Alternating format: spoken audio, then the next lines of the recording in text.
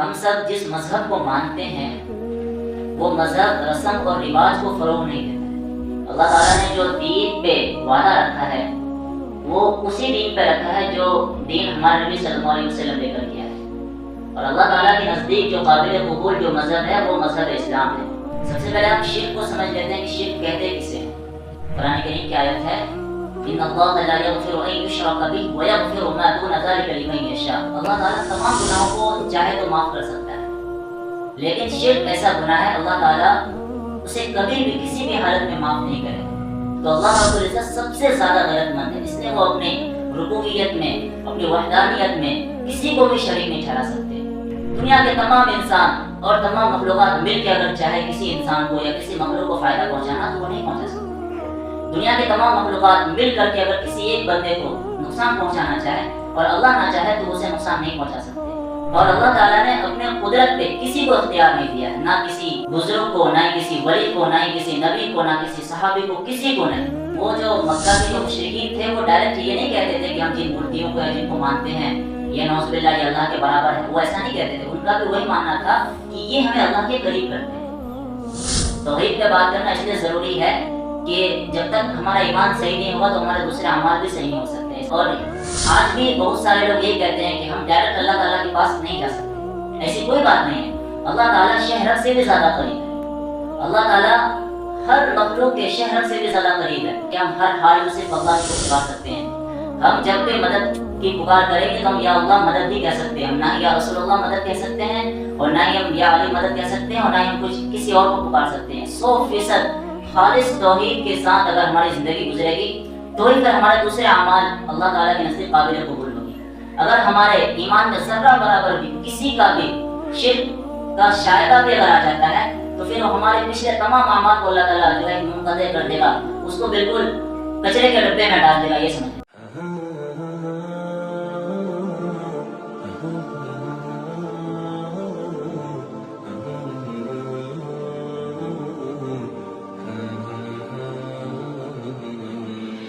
دنیا میں جو سب سے بڑی دولت ہے وہ ایمان کی دولت ہے، سب سے قیمتی اور سب سے بڑی دولت ہے، اور آج ہم مسلمان اس دولت کو سب سے کم سمجھ کے رکھے ہیں۔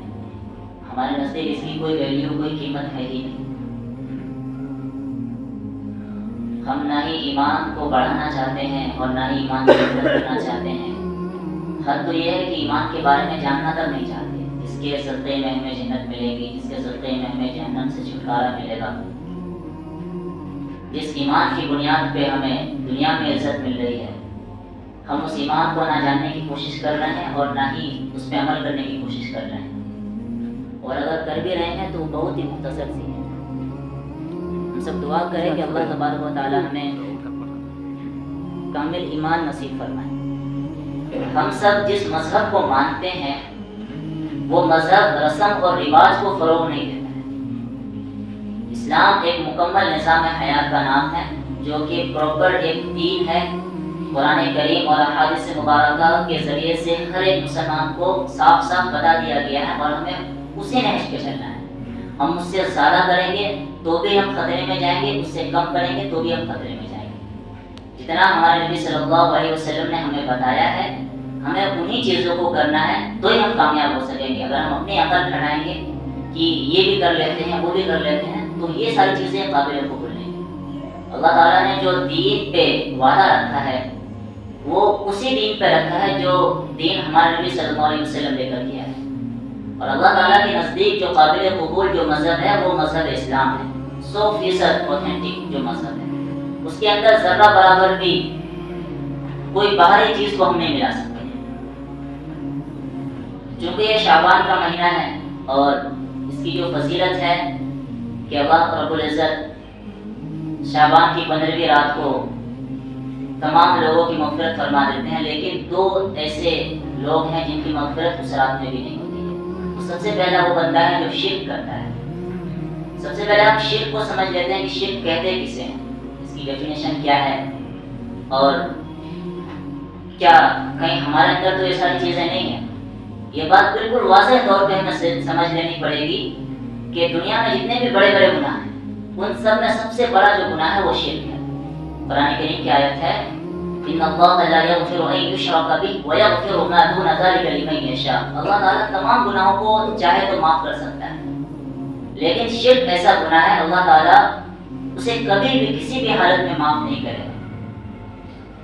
اس کو ہم اس طرح سے سمجھ لیتے ہیں اپنے بھاشا میں اور اپنے لوکل لینگویج میں کہ کوئی بندہ ہے، وہ اس کے کئی اولاد ہیں، اس کے کئی بچے ہیں، اس میں سے زیادہ تر بچے نافرمان ہیں، اس کی بات نہیں مانتے ہیں، یا یہ سمجھتے ہیں بہت برے ہیں، چور ہیں، شرابی ہے، لیکن باپ اپنے اولاد کی ان ساری غلطیوں کو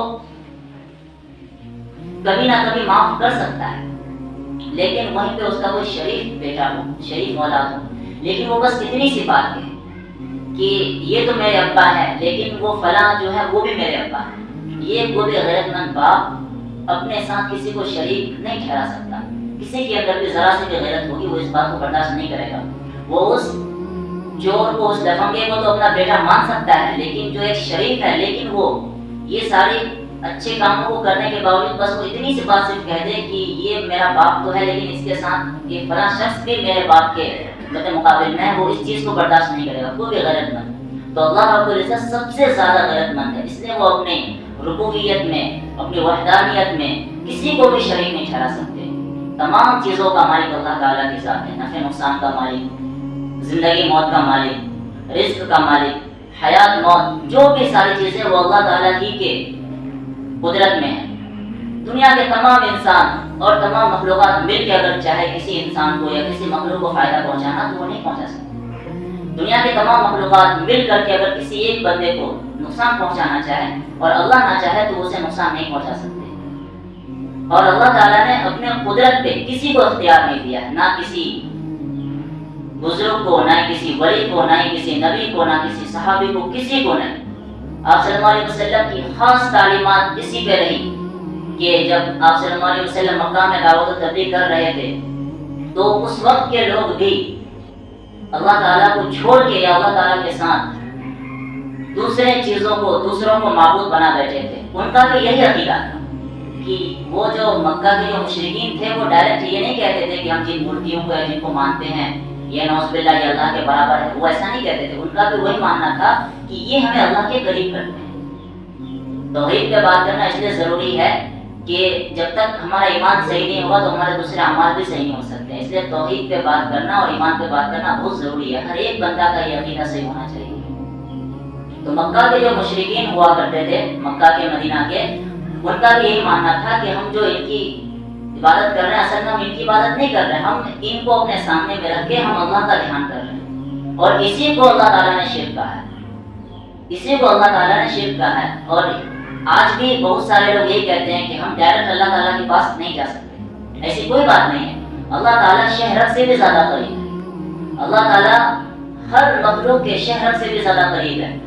یہاں تک کہ آپ صلی اللہ علیہ وسلم کی حدیث ہے کہ اگر تمہارا جوتے کا جو تسمیہ ہوتا ہے جسے ہم فیتا کہتے ہیں وہ بھی ٹوٹ جائے تو تم اسی کو اللہ تعالیٰ سے مانگو. کہنے کا خلاصہ یہ ہے کہ آپ اسے بھی کسی ایسے شخص سے جا کر کے نہیں مانگ سکتے ہیں جو کہ آپ کے سامنے میں موجود نہ ہو. اب اس میں ایک بات اور بھی سمجھنے کی ہے. اب اس میں سوال یہ پیدا ہوگا کہ اگر واقعی غیر اللہ سے مانگنا شرک ہے تو ہر بچہ اپنے باپ سے پیسے مانگتا ہے، نوکر اپنے مالک سے پیسے مانگتا ہے، یا ہم بھی تو ایک دوسرے سے مدد مانگتے ہیں، تو پھر یہ جائز کیسے ہو گیا؟ یہ دونوں میں بہت فرق ہے. جو غیر اللہ سے مدد مانگنے کو شرک کہا گیا ہے وہ اس بیس پہ کہا گیا ہے کہ وہ سامنے میں موجود نہ ہو، ورنہ آپ اسباب کے تحت مانگ سکتے ہیں. سامنے میں کوئی شخص موجود ہے ہم اس سے مدد مانگ سکتے ہیں، لیکن وہ سامنے میں ہے نہیں اور کوئی ذریعہ نہیں ہے، نہ فون سے، نہ کال سے، نہ میسج سے، کسی طرح سے، پھر ہم اس سے نہیں مانگ سکتے. جو غیر اللہ سے مانگنے کو حرام اور شرک کہا گیا وہ تب کہا گیا ہے کہ وہ ہمارے سامنے نہیں ہے، ہمارے سامنے میں نہیں ہے، وہ صاحب قبر اپنے قبر میں موجود ہے، تو ہم یہاں سے یا قبر کے پاس جا کے ان سے نہیں مانگ سکتے، یا ان کو یہ بھی نہیں کہہ سکتے کہ آپ اللہ تعالیٰ سے ہمارے لیے دعا کیجیے. یہ ایسی چیزیں ہیں جو ہمارے مسلمانوں کے اندر بہت زیادہ پائی جا رہی ہے. اسی لیے ان سب باتوں کو خاص طور پہ توجہ کے ساتھ سننے اور عمل کرنے کی ضرورت ہے کہ ہم ہر حال میں صرف اللہ ہی کو پکار سکتے ہیں.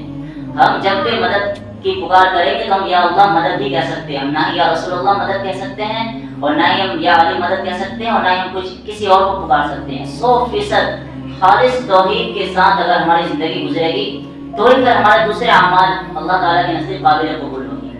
اگر ہمارے ایمان میں ذرہ برابر بھی کسی کا بھی شرک کا شائبہ بھی اگر آ جاتا ہے تو پھر ہمارے پچھلے تمام اعمال کو اللہ تعالیٰ جو ہے منقطع کر دے گا، اس کو بالکل کچرے کے ڈبے میں ڈال دے گا۔ یہ سمجھ لیں اپنے دلوں کا یقین 100% اللہ تعالیٰ کے ساتھ جڑے گی۔ جو بھی ہوتا ہے اللہ تعالیٰ کی مرضی سے اور اللہ تعالیٰ کے چاہنے سے ہوتا ہے، اور تقدیر پہ 100% یقین ہو کہ اگر ہمارے کوئی حالات ہمارے اوپر پیش آ رہے ہیں تو وہ ہمارے اوپر آنے ہی تھے، اگر ہمارے اوپر کوئی حالات نہیں آئے تو وہ ہمیں نہیں آنے تھے۔ اور تقدیر پہ راضی ہو جانا یہی ایمان کی تکمیل کا ذریعہ ہے کہ اگر ہمارے اوپر کوئی حالات آئے تو ہمیں اس پہ یہ صبر کر لینا پڑے گا کہ یہ حالات ہمارے اوپر آنے والے ہی تھے، ورنہ ایسا نہیں ہو سکتا تھا کہ اللہ نہیں چاہتا تو ایسا ہو جاتا۔ اس کے بعد ہم جو اپنے طرف سے الگ الگ کمنٹ کرتے ہیں کہ اگر ہم ایسا کر لیتے تو ایسا ہو جاتا، یا پھر دوسرے لوگ طرح طرح کے مشورے دیتے ہیں کہ آپ کو ایسا نہیں کرنا تھا، ویسا نہیں کرنا تھا، تو یہ اللہ تعالیٰ کے تقدیر پہ ہم ایک سوال اٹھا رہے ہیں۔ تو ہمیں ان سب چیزوں سے بھی پرہیز کرنی ہے۔ ہم نے اپنے ذات سے کوشش کی،